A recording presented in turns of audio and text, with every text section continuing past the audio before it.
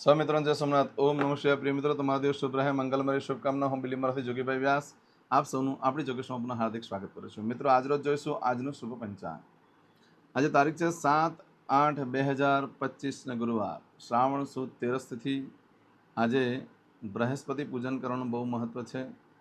આજે જે લોકોની ધન રાશિ છે મીન રાશિ છે એ લોકોએ ખાસ આજે ભગવાન શંકરની જ્યારે ઉપાસના કરે છે ત્યારે ધન રાશિવાળાએ કાશી વિશ્વનાથનું સ્મરણ કરવું અને મીન રાશિવાળાએ ત્રંબક મહાદેવ ભોલેનાથનું સ્મરણ કરી અને ભગવાનની પૂજા કરવી છે. આમ તો દરેક જણાએ આ 2 જ્યોતિર્લિંગનું સ્મરણ કરી ભગવાનની આજે પૂજા કરે છે તો ભગવાન ખૂબ સુફળ પ્રાપ્ત કરાવે છે. આજે ભગવાન શંકરની પૂજા કરતી વખતે પીળા વસ્ત્ર ધારણ કરો, ભગવાનને પણ પીળા વસ્ત્ર પહેરાવો, પીળા કલરના ફૂલ ભગવાનને અર્પણ કરો. આજે ભગવાનને અભિષેકમાં બૃહસ્પતિ સ્તોત્રથી ભગવાનનો અભિષેક કરો.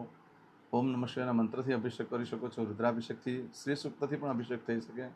ભગવાનની પર તરોપાના પાણી એટલે કે શ્રીફળનું જે પાણી છે એનો અભિષેક કરી શકો છો. કેસરના પાણીથી પણ ભગવાનનો અભિષેક કરી શકો. આજના દિવસે ભગવાનને જે મીઠી વસ્તુ હોય તે અર્પણ કરવી જોઈએ. આજના દિવસે મીઠી વસ્તુ, સ્વીટ વસ્તુમાં જે ભગવાનને પ્રિય છે તે ખીર છે. તે સિવાય મિષ્ટાન તમે અર્પણ કરી શકો છો. કોપરા પાક વગેરે પણ અર્પણ કરી શકો છો. આજે ભગવાનને ચણાની દાળ ચડાવવાનું બહુ મહત્વ છે.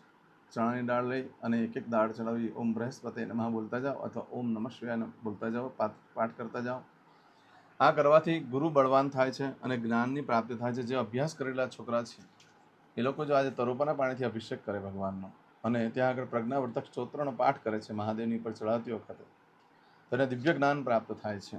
માટે આજનો દિવસ ઘણો શુભ છે વિદ્યાભ્યાસવાળા છોકરાઓ માટે. એ લોકોએ કાશી વિશ્વનાથનું સ્મરણ કરવાનું, કારણ કે કાશી વિશ્વનાથ એ ગુરુ પર પ્રભુત્વ છે અને કાશી વિશ્વનાથ એ જ્ઞાનની ગંગા છે. ભગવાન શંકરનો નિવાસ જ કાશીમાં છે. ચોક્કસ કરજો. ઘણો શુભ દિવસ છે આજે જોઈશું આજનો શુભ પંચાંગ. આજે બાળકનો જન્મ થાય છે ને તિથિ ગણાય છે 13. આ 13 તિથિ આજે બપોરે 2:29 પૂર્ણ થઈ જાય છે. ત્યાર પછી જે બાળકનો જન્મ થાય એની 14 તિથિ ગણાશે. આજે જે બાળકનો જન્મ થાય છે નક્ષત્ર ગણાય છે પૂર્વષાઢા. પૂર્વષાઢા નક્ષત્ર પણ ઘણું શુભ છે. આજે બપોરે 2:02 પૂર્ણ થઈ જાય છે અને ત્યાર પછી જે બાળકનો જન્મ થાય ને ઉત્તરાષાઢા નક્ષત્ર ગણાશે. આજે જે બાળકનો જન્મ થાય છે એનો યોગ ગણાય છે વિષ્કુંભ યોગ. આજે સવારે 6:43 પૂર્ણ થઈ જાય અને ત્યાર પછી જે બાળકનો જન્મ થાય એનો પ્રીતિ યોગ ગણાશે. આજે જે બાળકનો જન્મ થાય છે એનું કરણ ગણાય છે તેતીકરણ. આજે બપોરે 2:29 પૂર્ણ થઈ જાય છે અને ત્યાર પછી જે બાળકનો જન્મ થાય એનું ઘર કરણ ગણાશે. આજે જે બાળકનો જન્મ થાય છે એની રાશિ ગણાય છે ધન. આ ધન રાશિમાં અક્ષર આવે છે ભ, ફ, ધ. ધન રાશિનો સ્વામી ગુરુ ગણાય છે. પરંતુ મિત્રો આ ધન રાશિ આજે જો ધન રાશિ છે ને ગુરુવાર પણ છે એટલે ધન રાશિનો સ્વામી પણ ગુરુ છે. એટલે કાશી વિશ્વનાથની ઉપાસના ચોક્કસ કરજો. આ ધન રાશિ આજે રાત્રે 8:12 પૂર્ણ થઈ જાય છે અને ત્યાર પછી જે બાળકનો જન્મ થાય એની મકર રાશિ ગણાશે. મકર રાશિની અક્ષર આવે છે ખ અને જ. મકર રાશિનો સ્વામી શનિ છે. આજે રાત્રે 8:12 પછી જે બાળકનો જન્મ થાય તે એની રાશિ મકર ગણાય છે. રાશિ બદલાય છે, ધ્યાન રાખજો. આજે રાત્રે 8:12 થી લઈ 10 તારીખે મળસ્કે 2:12 સુધીમાં જે બાળકોના જન્મ થશે બધાની રાશિ મકર ગણાશે. આ રાશિ તિથિ વાર નક્ષત્ર કરણનું બહુ જ મહત્વ છે મિત્રો. એમાં જેનો પણ જન્મ હોય તેની ચોક્કસ પ્રમાણે પૂજા વિધિ કરી લેવી જોઈએ જેથી કરીને તમારું જીવન સરળ બની જાય. આજે જે કોઈ મારા સબસ્ક્રાઇબ મિત્ર અથવા મારા ઘર પરિવારમાંથી કોઈ પણ સદસ્યની આજે વર્ષગાંઠ છે યા મેરેજ એનિવર્સરી છે, બધાને મારી ઘણી ઘણી શુભકામના. તમારા જીવનમાં ખૂબ પ્રગતિ ઉન્નતિ થાય. ભગવાન શંકર તમારી બધી મનોકામના પૂર્ણ કરે હું સોમનાથ દાદાને પ્રાર્થના કરું છું મિત્રો. આજના દિવસે સવારમાં ઉઠી આજનું સુકન કરી લો જેથી કરીને આખું વર્ષ તમારું સુંદર રીતે વ્યતીત થાય. આજના દિવસે જે કોઈ મારા સબસ્ક્રાઇબ મિત્ર, મારા ઘર પરિવારમાંથી કોઈ પણ સદસ્ય કોઈ કાર્ય કરવા જઈ રહ્યા છે, આજે કોઈ નવો ધંધો ચાલુ કરવા જઈ રહ્યા છે, કોઈ નવો વેપાર વ્યવસાય ચાલુ કરવા જઈ રહ્યા છે, આજે કોઈ યાત્રા પ્રવાસ માટે જઈ રહ્યું છે, આજના દિવસે કોઈ વિદેશમાં જઈ રહ્યું છે, આજના દિવસે કોઈને ઓપરેશન હોય, ડિલિવરી હોય, કોઈની સગાઈ, કોઈની છઠ્ઠીની પૂજા હોઈ શકે, કોઈ રમતગમતમાં ભાગ લેવા જઈ રહ્યા છે, કોઈ પણ કાર્યની શરૂઆત કરવા જઈ રહ્યા હોય તો આજનું સુકન કરીને જાઓ. કાર્યમાં દિવ્ય સફળતા પ્રાપ્ત થશે. હું કાશી વિશ્વનાથને અને ત્રંબક ભગવાનને પ્રાર્થના કરું છું કે તમારું કાર્ય સિદ્ધ કરે. પરંતુ આજના દિવસે નીકળો છો તો આજનું સુકન કરજો. સુકન કરવાનું ચૂકશો નહીં. એમ પણ આજે તમે ઘરેથી નીકળો ને કોઈ પણ કામ કરવા જવાના હોય કે ના જવાના, આજે ગુરુવાર છે, દેવસ્થાનમાં વંદન કરી લો. આજે ગુરુ મહારાજને વંદન કરવા, ભગવાનને પ્રાર્થના કરવાની, કહેવાનું કે હું જે કાર્ય કરવા જઈ રહ્યો છું અમારી સાથે રહેજો. આજના દિવસે બ્રાહ્મણને ભોજન કરવાનું બહુ જ મહત્વ છે. આજે બ્રાહ્મણને ભોજન કરાવવું જોઈએ. શ્રાવણ મહિનો ચાલે છે. તમે જે બ્રાહ્મણને ઓળખતા હોય, જરૂરિયાતમંદ બ્રાહ્મણ હોય એવા વ્યક્તિને અન્નદાન કરી દો. તમે ન પહોંચી શકો એમ હોય તો ગૂગલ પે કરી દો. આજના દિવસે તેના જે આશીર્વાદ તમને મળી જશે ને એ ઘણું શ્રેષ્ઠ ફળ પ્રાપ્ત કરાવે છે. દાન કરવાથી જ પાપ ધોવાતું હોય છે, એનાથી જ આપણું સારું પુણ્યનું બેલેન્સ વધતું હોય છે. તો જે રીતે અનુકૂળ હોય તે રીતે દાન કરી દો. જે વસ્તુની આપવાની ઈચ્છા હોય, કોઈને વસ્ત્ર આપવા હોય, કોઈને કંઈ અનાજ આપવું છે, કોઈને કોઈ ધાતુ દાન કરવી છે, આવું કંઈ પણ આજે દાન કરી શકાય છે.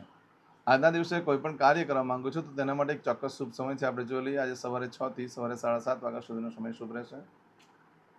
એ જ રીતે આજે સવારે 10:30 થી બપોરે 3 વાગ્યા સુધીનો સમય શુભ રહેશે. સાંજે 6 થી રાત્રે 9 વાગ્યા સુધીનો સમય શુભ રહેશે. રાત્રે 12 થી આવતીકાલે મળશે 1:30 સુધીનો સમય શુભ રહેશે. આવતીકાલે મળશે 3 થી સવારે 6 વાગ્યા સુધીનો સમય શુભ રહેશે. આ સમયગાળા દરમિયાન તમે કોઈ પણ કાર્ય કરો છો તે કાર્યમાં તમને દિવ્ય સફળતા પ્રાપ્ત થઈ શકે છે. પરંતુ મિત્રો, આજના દિવસે જો તમારી કોઈ વસ્તુ ચોરાઈ જાય છે, ખોવાઈ જાય છે, તો મળવાની શક્યતા બિલકુલ નથી. માટે ધ્યાન રાખો કે ચોરાઈ ના જાય, કે ખોવાઈ ના જાય. આજના દિવસે કોઈ પણ કાર્યનો આરંભ કરો છો, કે કોઈ પણ નવી વસ્તુ વેચાણ કરો છો, કે ખરીદી કરો છો, તો આજનો દિવસ શુભ રહેશે. આજના દિવસે નવો ધંધો વેપાર ચાલુ કરો તેનો વાંધો નથી, પરંતુ એવા કોઈ ધંધા ચાલુ ન કરો જેમાંથી ખૂબ જવાબદારીવાળું કાર્ય હોઈ શકે. બહુ જ જવાબદારી તમારા પર જ આવી પડશે બધી. ભલે 10-15 પાર્ટનર હોય, પણ બધી જવાબદારી તમારે એકલા જ નિભાવવી પડશે. માટે આજે કોઈ એવો ધંધો ચાલુ કરતા પહેલાં જોઈ વિચારીને કરજો. આજના દિવસે કોઈ પણ દીકરીના લગ્ન થયા હોય અને સાસરેથી પિયર આવી હોય, અને પિયરથી જો પહેલી વાર આજે પોતાના સાસરે જાય છે, તો એ આ જીવન એને આરોગ્યની તકલીફ રહ્યા કરે છે. માટે આજે કોઈ પણ દીકરીએ પોતાના પિયરથી સાસરે ન જવું જોઈએ. આજે ઇન્ટરવ્યૂ આપવા માટે શ્રેષ્ઠ છે. પશુની ખરીદી કરવા માટે પણ શ્રેષ્ઠ છે. વાહન, મિલકત, પ્રોપર્ટી, ગાડી ખરીદવા માટે શ્રેષ્ઠ છે. સોનું વગેરે પણ ખરીદી કરી શકાય છે. આજના દિવસે નવ વસ્ત્ર ધારણ ન કરશો ને તો ઘરમાં સ્ત્રી તરફથી માંદગી જ આવશે. પણ જે ભાઈઓને લગ્ન કરવાના હોય અને સારી છોકરી શોધતા હોય, એ લોકો જે નવા વસ્ત્ર ધારણ કરે છે તેને સારા સંસ્કારવાળી, ગુણવાનવાળી છોકરી મળી શકે છે. લગ્ન માટે સારો જીવનસાથી મળી શકે છે.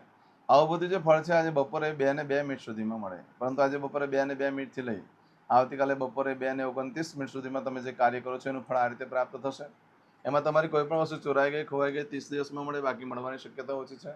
આજના દિવસે કોઈ પણ કાર્યનો આરંભ કરો છો, ખરીદી કરો છો, કે વેચાણ કરો છો, કે નવો ધંધો વેપાર ચાલુ કરો છો, એનાથી તમને પ્રાથમિક, શારીરિક બધી જ જરૂરિયાતો પૂરી પડશે. સુખ પણ બધું પ્રાપ્ત થશે, પણ માનસિક શાંતિ નહીં મળે. એટલે એ ધ્યાન રાખજો કે માનસિક રીતે બહુ ટેન્શન આવે તેવા ધંધા હોય, તેવું કોઈ કામ હોય તો આજે ન કરશો. પશુની ખરીદી કરવા માટે શ્રેષ્ઠ, દસ્તાવેજો પર સાઇન કરવા માટે પણ ચાલે એમ છે.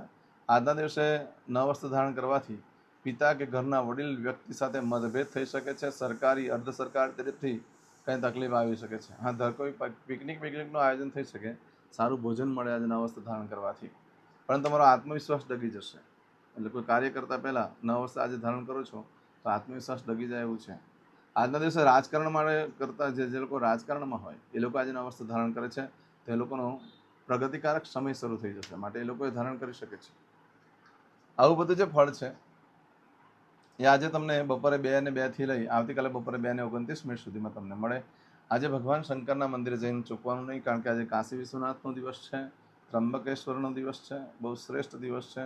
ત્રંબકની સ્થાપના પણ ઋષિ દ્વારા થઈ છે, અને કાશીની સ્થાપના જે છે તે ભગવાન વિષ્ણુ દ્વારા થઈ છે. આ બંનેનું મિલન થઈ જાય તો જીવન બહુ શ્રેષ્ઠ બની જતું હોય છે. ચોક્કસ જજો, અને મને યુટ્યુબ ઉપર કોમેન્ટ્સમાં જય સોમનાથ લખવાનું ભૂલશો નહીં. હું તમને ચોક્કસ એનાથી આશીર્વાદ આપીશ, લાઈક આપીશ, એટલે તમારે સમજવાનું કે મેં તમને આશીર્વાદ આપ્યા છે. ભગવાનને પ્રાર્થના મેં તમારા માટે કરી છે. ચોક્કસ યુટ્યુબ ઉપર જઈ આટલું ચોક્કસ કરજો. આજે કરશો આજનો સંકલ્પ. ચમચીમાં પાણી લઈ લો. અદ્યતન માસનમ માસોત્તમ પરમ પવિત્ર રુદ્રપ્રિય માસે શ્રાવણ માસે શુભે શુક્લ પક્ષે ત્રયોદશીયામ અંતર્ગત ચતુર્દશીયામ બૃહસ્પતિવાસન વિત્તાયામ. હવે દરેક જણા પોતાનું સાચું નામ બોલી દો. તમારું ગોત્ર ખબર હોય તો ગોત્ર બોલી દેવાનું. પછી બોલવાનું છે અહમ, મમ, આત્મન, શ્રુતિ, સ્મૃતિ, પુરાણોક્ત, પુણ્ય, ફલ, પ્રાપ્તિ, અર્થમ, અપ્રાપ્ત, લક્ષ્મી, પ્રાપ્તિ, અર્થમ, પ્રાપ્ત, લક્ષ્મી, ચિરકાલ, સૌ, રક્ષણાત્મક, લોકેવા, સભાયામ, રાજદ્વારે, વ્યાપારે, વિદ્યા અભ્યાસે, દેશે વિદેશે, સર્વત્ર યશ, કીર્તિ, વિજય, લાભાદि, પ્રાપ્તિ, અર્થમ, मम अखिल कुटुंबस्य आयु आरोग्य ऐश्वर्यादि प्राप्ति अर्थम मम जन्म समय तथा च विप्र वृंदानां जन्म समय जन्म कुंडली मध्ये स्थित ग्रहः गोचर ग्रहः महादशा अंतर्दशा प्रत्यंतर्दशा तथा च योग युति दृष्टि मध्ये शुभफल प्राप्ति अर्थम भय रोग शत्रु बाधा दोष मारण तारण मंत्र तंत्र अरिष्ट दोष पीड़ा निवृत्ति अर्थम भूत प्रेत पिशाचादि द्वारा रचित अरिष्ट दोष निवृत्ति अर्थम मम सकल मनवांछित फल और તમારા મનમાં જે કઈ ઈચ્છા હોય તે બોલી જવાનું.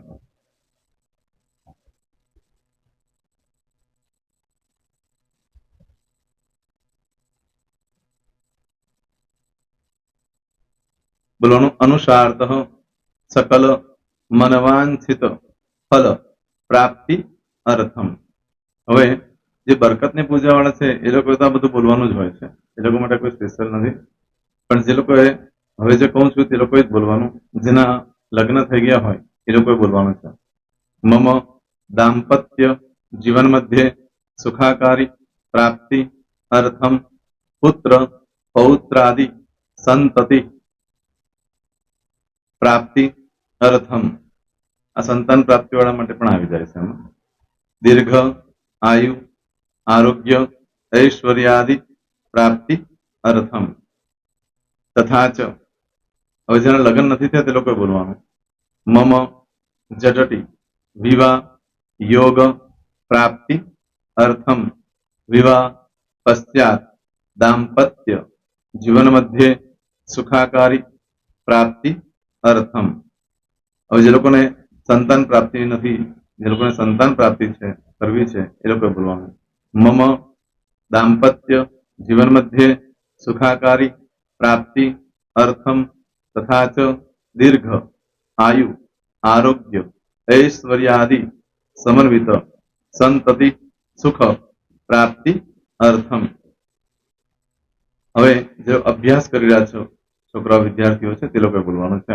મમ વિદ્યા અભ્યાસ મધ્યે ઉત્તરો ઉત્તર પ્રગતિ उन्नति सानुकूलता पूर्वक दिव्य सफलता प्राप्ति अर्थम. और जो लोग विदेश में जवा मांगता हो के सीप में जवा मांगता हो, मतलब भारत देश ने बहार जने धंधो व्यापार करवा मांगता हो ए लोग अथवा विदेश जवा मांगता हो कायम माटे ए लोग बोलवानुं छे. मम जटटी विदेश गमन योग प्राप्ति अर्थम विदेश गमन कार्य मध्य सानुकूलता पूर्वक दिव्य सफलता प्राप्ति अर्थम. आरोग्य वाળા બોલવાનું છે, જેને આરોગ્યની પૂજા આપેલી હોય એ લોકોએ. એમ તો દરેક જણા જ બોલવાનું. બોલો મમ આયુ આરોગ્ય ऐश्वर्यादि प्राप्ति अर्थम.